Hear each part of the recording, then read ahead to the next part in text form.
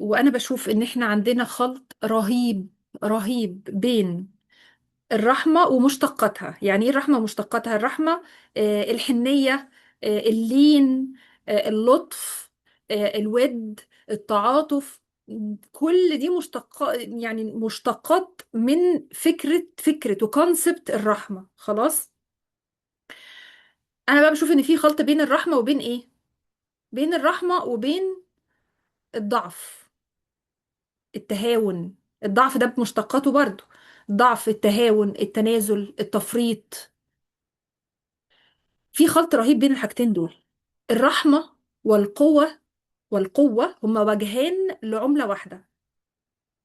لما الرحمة بتتمارس صح، لما بنفك هذا الخلط بين الرحمة وبين الضعف والتهاون والتنازل. طيب، أقول لكم على حاجة. من حوالي يمكن 9 سنين أعتقد الكلام ده، على ما أتذكر كان في 2017، يعني من حوالي 9 سنين. رحت لأحد اساتذتي الكبار، انا بحترمهم جدا، والراجل ده بالذات انا يعني بحترم قوي فكره ودماغه وعلمه، وعنده باع كبير في المجال النفسي. فرحت له، قابلته، كنا اونلاين، قابلته وبتكلم معاه في مشكلة عندي. اوكي، انا اللي رايحة وطالبة المساعدة اهو. دلني انت، حضرتك اكثر خبرة وحكمة مني وتعلم عني، وانت من اساتذتي اللي على راسي، قول لي اعمل ايه او دلني. قعدنا ندردش ونتكلم، وبعدين راح خابطني بحاجة كده في وشي. كأن عارفين لما حد يروح جايب مراية كده ومسلطها على حتة بتوجع قوي، هو راح عامل كده. والحتة دي ليها علاقة بمسؤولية أنا أخدها تجاه اللي بيحصل، ويعني واجهني بيها بشكل يبان قاسي. انت حد موجوع ليه جاي بتواجهه كده؟ فساعتها انا قلت له ايه؟ قلت له بس الطريقة او الكلام ده بالنسبة لي مضايقني، بيوجع. قال لي جملة عمري ما هنساها. قال لي انت لو جاية تدوري على الراحة والتدليل، الكلام ده تعمليه هناك في صالون الستات. تروحي بيعملوا لك مانيكير وباديكير ويعملوا لك شعرك ويهيصوكي. لو جاية في تعلم حقيقي وتعافي وطريق نروح فيه لحتة أحسن، فأنا بقول لك اللي أنا شايفه. وكانت منتهى الرحمة منه إنه عمل كده. ودي كانت نقطة تحول في حياتي، نقطة تحول الأول في الموقف الصعب اللي كنت بمر بيه ساعتها، وخلتني فعلا أقف وأشوف إن إيه الحتة اللي أنا فعلا ممكن أعملها حتى لو بتوجع، وإيه الحتة اللي أنا ممكن أكون رامية فيها زيادة على الآخر وليا فيها نصيب أخده وأمشيه وأغيره جوايا أنا، حتى لو أصلا في ظلم من الآخر وفعلا هو اللي غلطان وفعلا هو متعدي بشكل واضح، بس في حتة عندي أنا.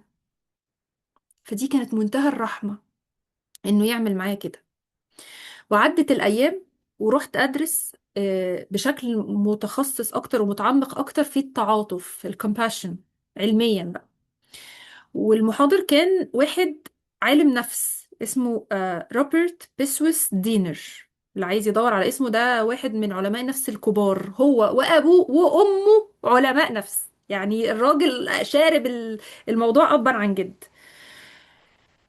فادى مثال الحقيقة يعني اي اوبننج كده عن فكرة التعاطف الصحيح الصحي. معناه ايه؟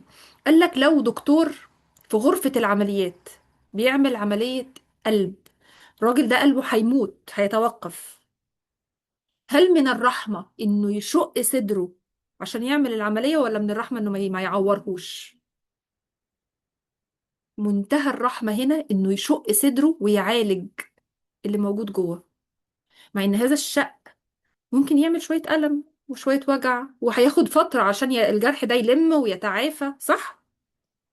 ولكن لو هو هنا قال التعاطف، الكومباشن، ان انا لا، ما ينفعش، حرام ان انا اعوره واشق صدره، فانا مش هعمل كده، هو هيؤدي الى وفاة هذا الشخص ويبقى اخل بامانته كطبيب. اذا نرجع تاني للسؤال الأولاني، هو الرحمة والقوة ايه علاقتهم ببعض؟ وجهان لعملة واحدة، بشرط اتزان الرحمة. فصل الرحمة عن فكرة الضعف والتهاون والتفريط في الحدود والسماح بالأذى بدعوى إن أنا لطيف ورحيم ومهذب وكيوت ومش بحب أزعل حد وبتفهم كل البني آدمين. أنا أتفهم دوافعك، ولو أخطأت وتعديت أوقفك عند حدك، ولو زودت أوقف بحزم. جناحين لازم يبقوا موزونين، عشان هي دي الرحمة الحقيقية، عشان دي الرحمة الصحية، ودي الرحمة اللي تكسب صاحبها قوة. ما تودهوش في حتة ضعف واستباحة تحت مسمى أصل إنسان رحيم ولطيف. ده ضعف واستباحة، دي مش رحمة. الرحمة الصحيحة شكلها هكذا.